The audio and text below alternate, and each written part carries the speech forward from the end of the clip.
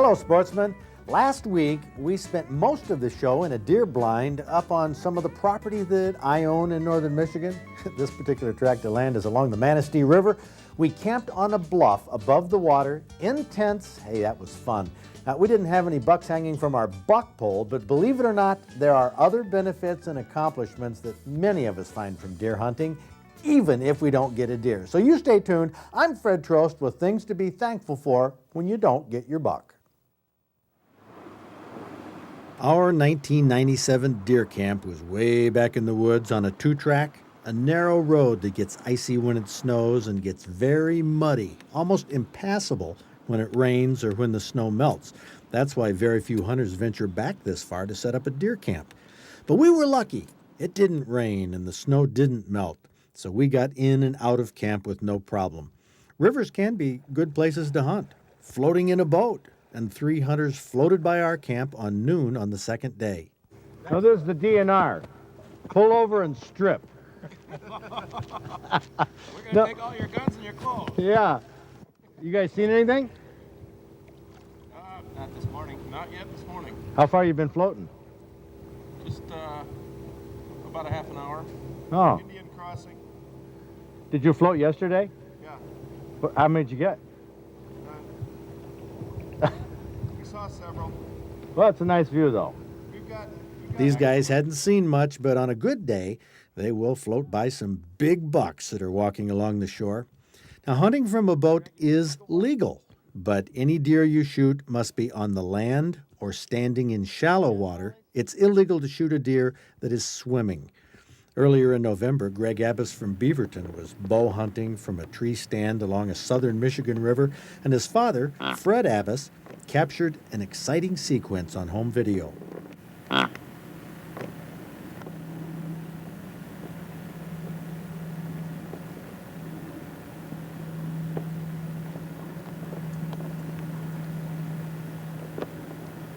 This was no ordinary buck. It was an 8-point or so, but it was across the river. Now, both Fred and son Greg are serious deer and turkey hunters, and they have a knack for knowing where the big ones live and how to get in position to intercept them. They also use calls very effectively, and Greg lured this buck to his side of the river. Now, from here, it's a relatively long shot, at least 30, maybe 40 yards, but well within Greg's effective practice range. The problem is all the brush. Now, Greg spots an opening in the branches, gives a single grunt to try to stop the buck, at least for a moment. This is the moment of truth.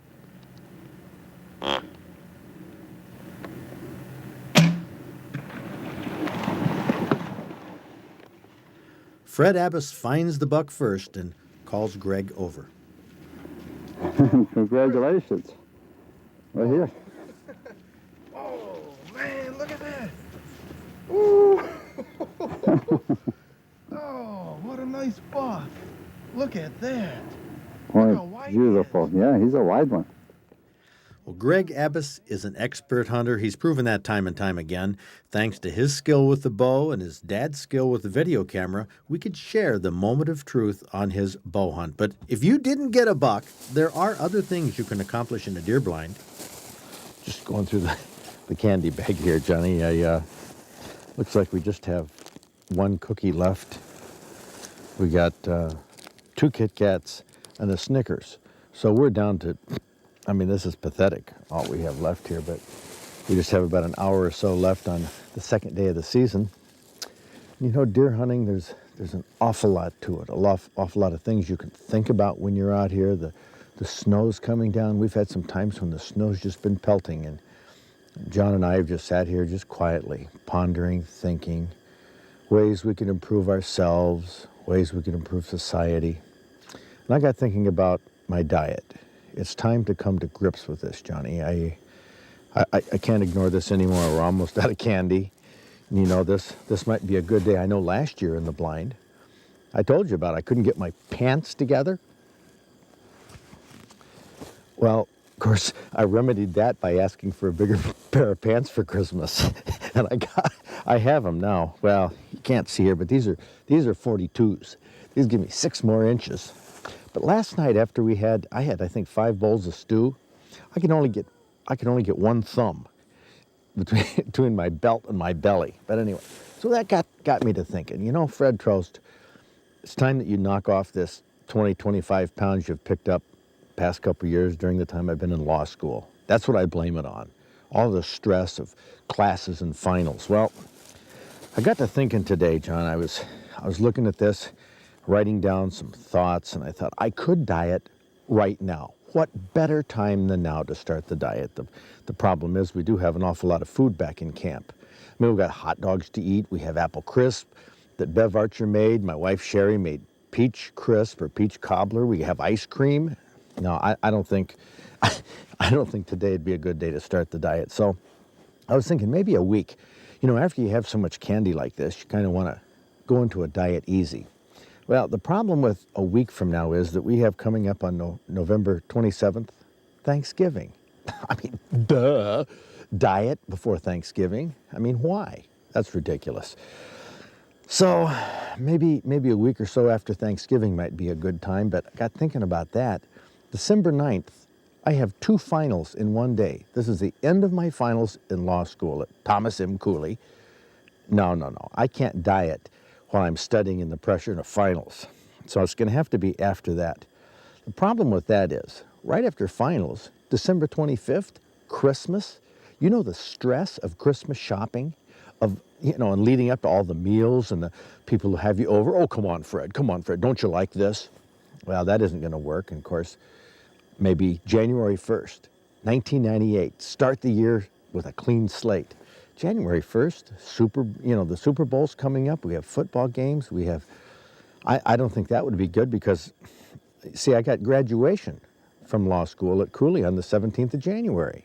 I don't think it'd be nice to look, we wear big black robes when we go out there, pick up the diploma. Nobody's going to care if I'm carrying an extra 25 pounds. But, after that, maybe I should look towards, February 24th and 25th. No, I have the bar exam coming up right after law school. No. That is the most pressure I will ever have in my life. 2-day test. I don't think I can diet going into that. Maybe my birthday on March 6th would be a good time. 52 years old, start slimming down. Well, March. I have never been able to diet in March before. It's getting sloppy. We got, sloppy spring. We're inside. We got the blues, cabin fever. I think I'm going to have to look towards, get this, I've got the solution. Independence Day, July 4th, 1998. I'm going to become independent from this 25 pounds of fat. There we go, John. Tell me I didn't accomplish something here in the deer blind. I set a goal. I want to lose 20, 25 pounds. I got the date set. It's been worth it. I've accomplished something. And I feel a lot better about myself already. I think I'll have one of those Kit Kats right now. That'd be a good thing to do. Might have both of them. See, I'm not on the diet yet.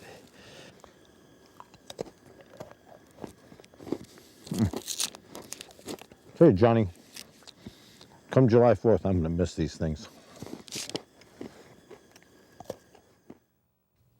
If you've been hunting this season, what do you think? Were there 750,000 hunters in the woods like the DNR has been telling us? Every news article you read talks about Michigan's huge army of hunters. And what about the DNR statement that we had 1.8 million deer in the woods on November 15th? Do you believe that? Well, I don't. I don't believe the hunter numbers or the deer numbers are accurate. Now, 30 years ago, the DNR did scientific field surveys, but they haven't actually counted live deer in the woods for quite some time. Today, they estimate, or you could say they guess. But what about the number of hunters? This new computer system ought to be able to count those accurately, right? Well, what the DNR counts and what the DNR bureaucrats report are 2 different things.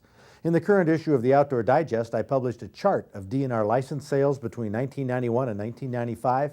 Now, this DNR report is not a reliable way to determine how many deer hunters we have. The problem is that deer hunters can buy 2 deer licenses, but the DNR lumps them all together, the first and the second deer licenses, in the same column, which leads people to believe that there are more deer hunters in the state than there really are. But the DNR is not telling us how many hunters are being counted twice. They do admit, though, the obvious fact that there weren't anything close to 750,000 hunters in the woods this opening day. So how do they explain this drop?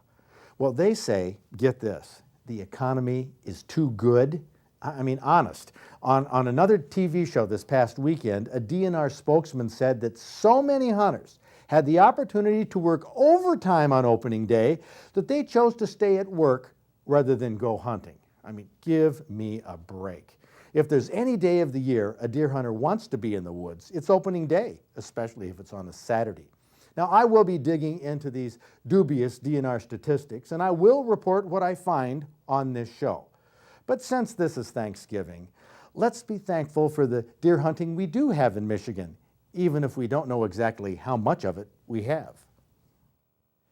I should give you a weather report here on opening day. It's crisp, very crisp. The sky is cloudy right now at what's now about 7:40.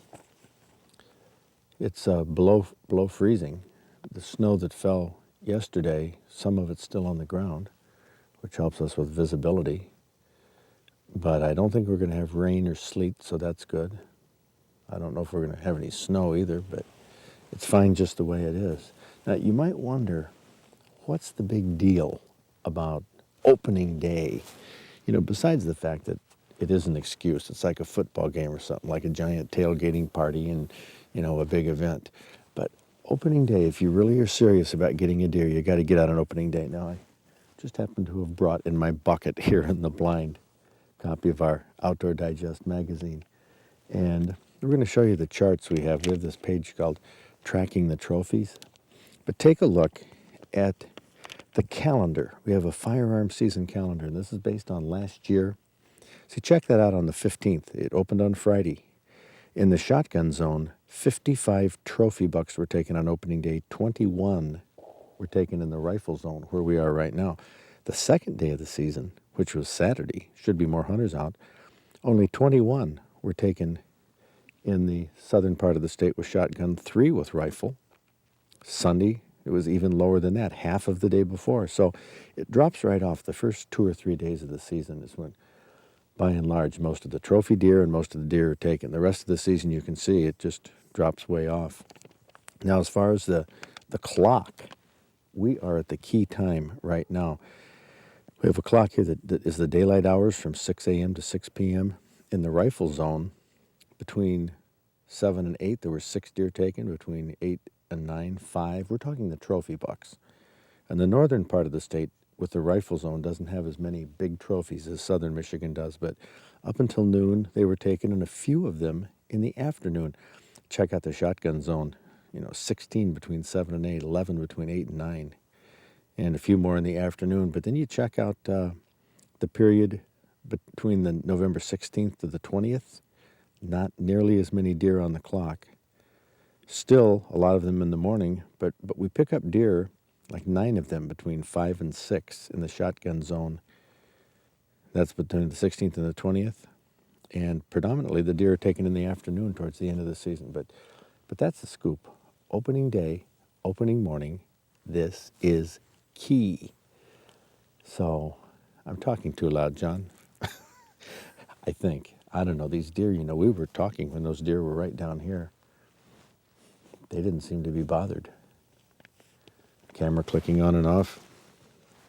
Oh, this is going to be a good, comfortable opening day. Won't be long before we're into the food. Brett St. Pierre from Ypsilanti has a recipe for people who say they don't like venison. He calls it cheddar whitetail medallions. The medallions are 1-inch cubes of venison steak, which are rolled in a breading of flour, seasoning salt, and cayenne pepper, then browned in a little hot butter until the juices start coming out. Cover the meat, reduce the heat to warm.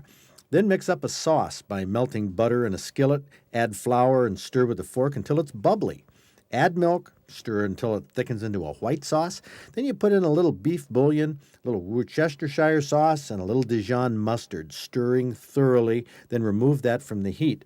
Then lay small slices of sharp pinconning cheese onto those venison cubes. Let it melt. Pour the white sauce onto a serving dish. Make some sour cream swirls in the sauce, put the venison on top of the sour cream swirls, and serve it with toothpicks. Everybody likes Brett St. Pierre's cheddar whitetail medallions, and it's in the current Outdoor Digest magazine. The address is coming up later in the show. Believe it or not, all sportsmen do not go hunting in the fall. Some prefer to fish, despite the cold weather. During the winter, steelhead fishermen brave the cold on the steelhead streams, and steelheading is good into the spring. But some anglers want to fish before the ice forms for the same species of fish they catch in the summer. And they ask, where are the inland lake fish during hunting season? Do they come into the shallows like they do in the spring, or do they stay out deep? The man to answer this question is none other than our own Professor Finns, who fishes during hunting season. They definitely come into the shallow in the fall, usually in Michigan about mid-October in the lower peninsula. They put the feed bag on, they're very hungry, they're gulping up for winter. Usually bass and pike, I would check out the 6 to 14 foot depth water, and also for walleyes on a cloudy day and a bright day for walleyes, I might look for 12 to 20 foot of water, but around the outside weed line, like I say, they're putting on the feed bag for winter, and they're very hungry, and it's a good time to be out there, and most of the people winter hunting.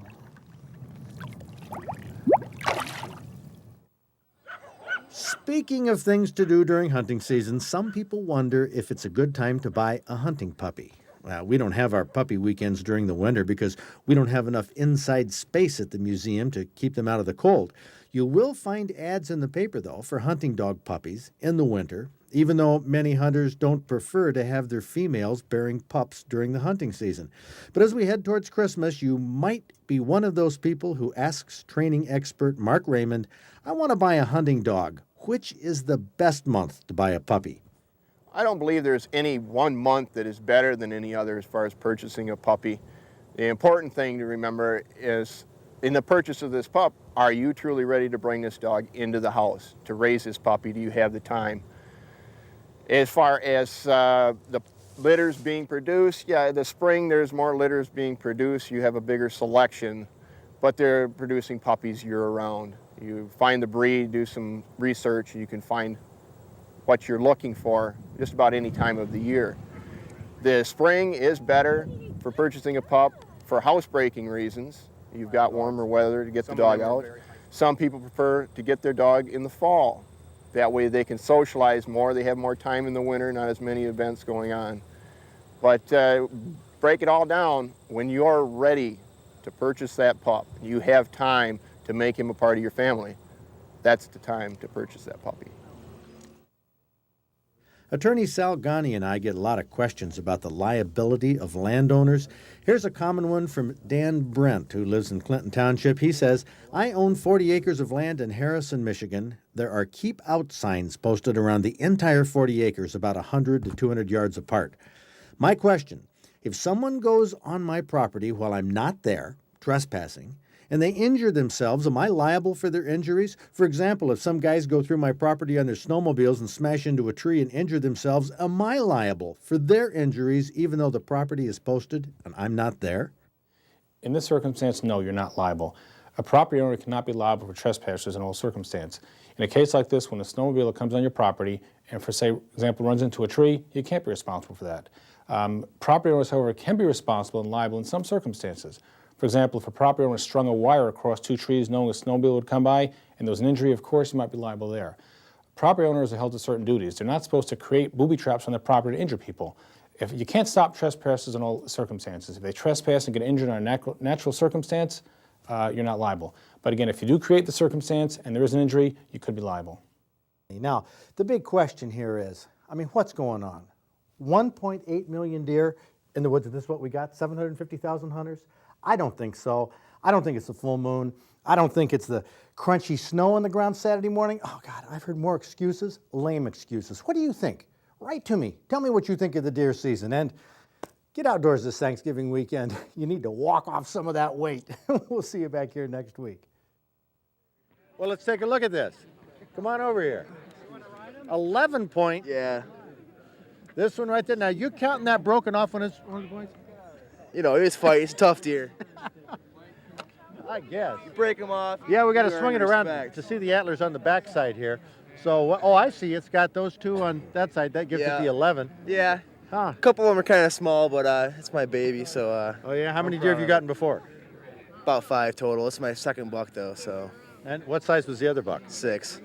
Man, that's pretty good. Yeah, it's not bad. I've only been hunting for about 5 years, so Okay, were you hunting on a farm or what? yeah, farmland, my dad's property right here. So what was the trick? I grunted a few times, was out there about an hour, and I saw him walking towards me. He came within 10 yards. Just stood there, and I just blasted him. Wow. I'll be darned. That is something else. An 11 point. It's not bad. Huh? Came with the wind, everything. Everything wrong. What do you mean? Well, he was walking with the wind instead of, walking And the against wind was it. in your face? And, yeah. He was walking to you? Yeah. Were you dad or what? Yeah.